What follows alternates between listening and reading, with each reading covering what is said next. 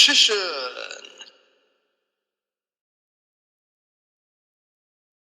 Hey YouTube, Dark Magician 84 here, doing another Dark Magician deck profile.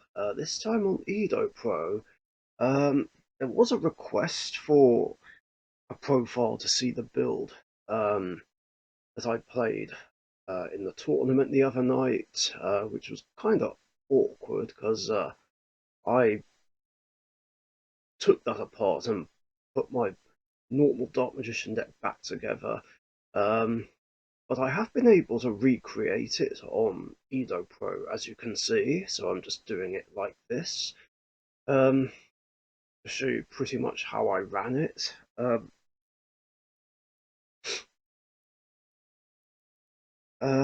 and sorry for the comments being disabled, that's just to make everyone shut up about Dragoon. Um, I mean, it was kind of okay. I mean, I don't think I bricked, but I feel like a more pure build is better. But here's how I ran it. So 3 Dark Magicians, as you can see, Dark Magician Girl, 1 Tamias, 3 Rods. I think I had Magic Aribo. I can't remember. Um, this might not even be 100% accurate. Kind of awkward. Then 3 Magician Souls, of course. Then 2 copies of Illusion of Chaos. And then my Fusion Tech package. I mean, I guess the proper name for the deck is Dark Magician and Fusion Friends, because I've included the Neos Fusion package, which would help me bring Rainbow Neos out, and the DPE package, so I could bring out Destroy Phoenix Enforcer as well. And then, of course, my branded stuff, and 2 Keepers. And spells consist of 3 Dark Magical Circles, 1 Salvation, 1 Dark Magic Attack, 1 Secrets of Dark Magic, 2 copies of Soul Servant. Now, this should be a 3 of normally, but I needed room for other things and couldn't think of what else to take out. And then the fusion spells, Branded Fusion, Neos Fusion, and Fusion Destiny. Got to be careful on the timing when using this though, because I need to be able to do my usual Dark Magician special summon plays first, because these of course do have drawbacks where with Neos Fusion I can't special summon anything for the rest of the turn, and Fusion Destiny locks me into summoning Dark Heroes for the rest of the turn. So yeah, that was something to be careful of, but that was never an issue. Um, and 2 copies of Eternal Soul, 2 Imperms. Like I know it should be a 3 of, but I didn't have room for a third. And then 3 copies of Waking the Dragon. Yeah, I wanted to use that because obviously I know people will take advantage of um, the weakness of Eternal Soul. But rather annoyingly, I wasn't able to use this once in the last 2 tournaments.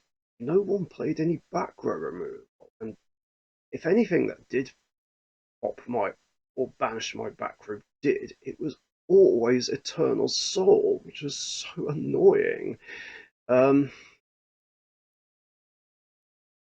just debating whether or not to actually use this the next time.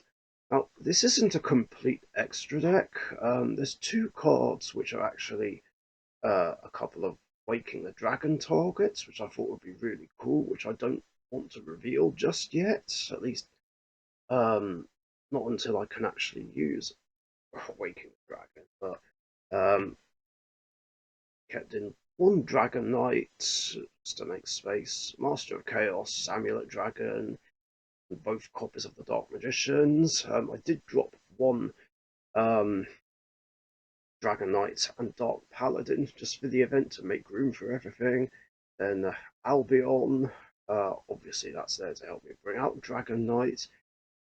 Rainbow Neos, of course, and destroy a Phoenix Enforcer, which actually I can also bring out with Waking the Dragon if need be.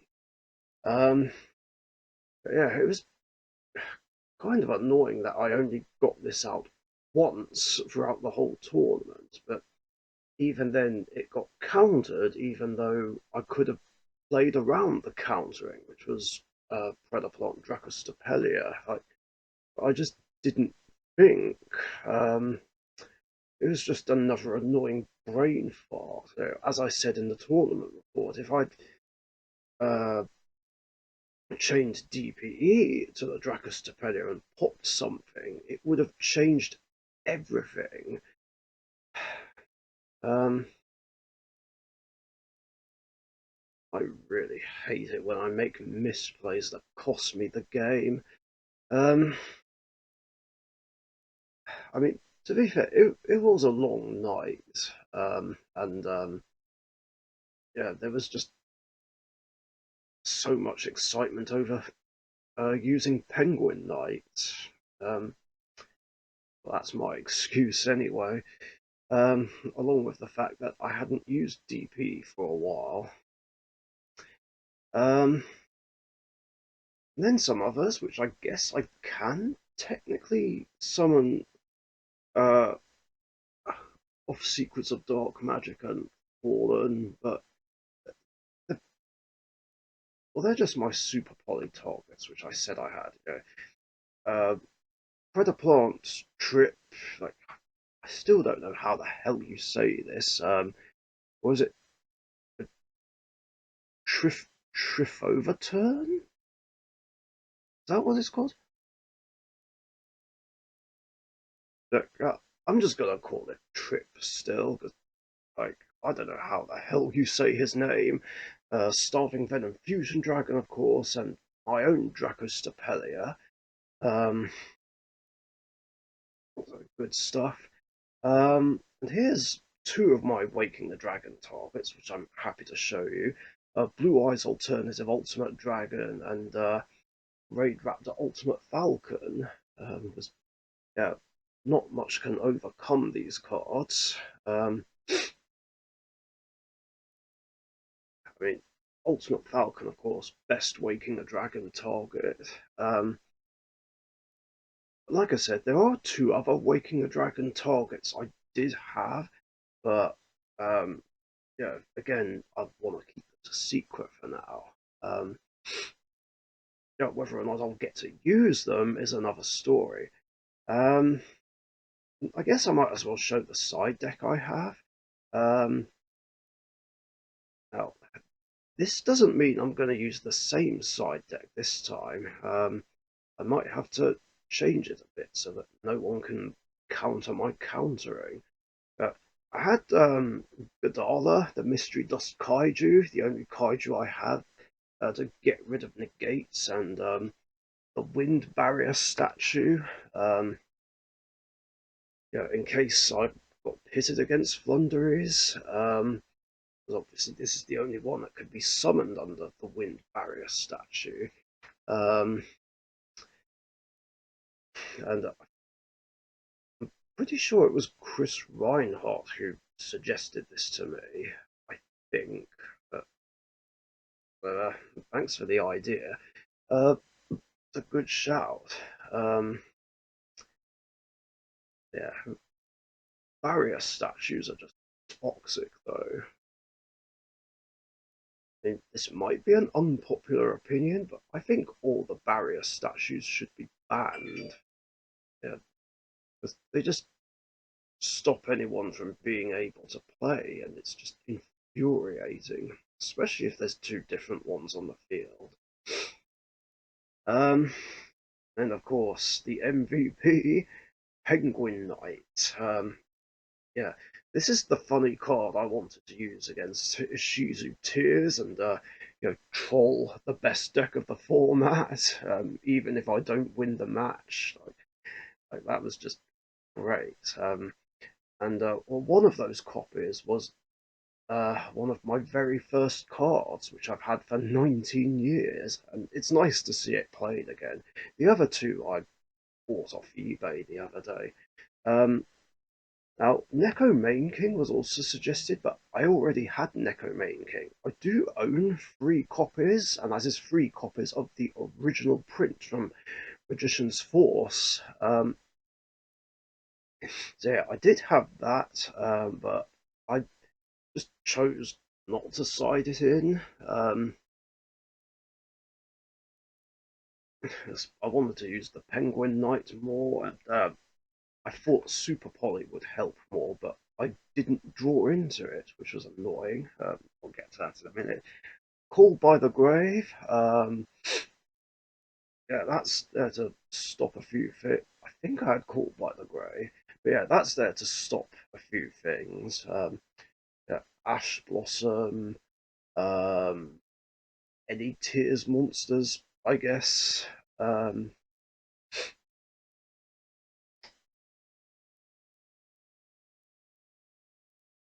Depends what came up really. Um, I guess I could have also used this against Naturias and get rid of that cricket. Like, I need a way to counter that Maturia deck. Um, it's just so annoying. Um, so maybe Call by is at least one idea. Get rid of cricket. Um, and then of course the 3 super polys to use to bring these out, and 3 copies of Dimensional Barrier. Um, because I figured that would stop pretty much everything I played against. Trying to remember if I sided it in for the Naturia matchup. I know I did for the Goatee matchup, but rather annoyingly, I didn't draw it. Because again, uh, my side deck failed me. Well, except for Penguin Knight, of course. And again, it's like, what's the point in having it if I don't draw anything I sided in? It's so annoying. Um, Still, this was a good idea to have. And yeah, that is the Dark Magician and Fusion Friends deck profile. It's not a bad idea. Pretty good. Kind of like, what's I saying? Kind of prefer the more pure build more with the branded engine. Um, I guess I can change things around a bit since yeah, I've done what I need to do against the Shizu tiers, and I'm not too worried about that matchup. Um, so there are other decks that I'm more worried about. Flunders being one of them. Um, a Sword Soul was something I was worried about, but no one played it, which makes me wonder if they've stopped seeing play. This is where they pop up at the next locals. I don't think anyone played Sprites, although that could change for next time. Um, hmm.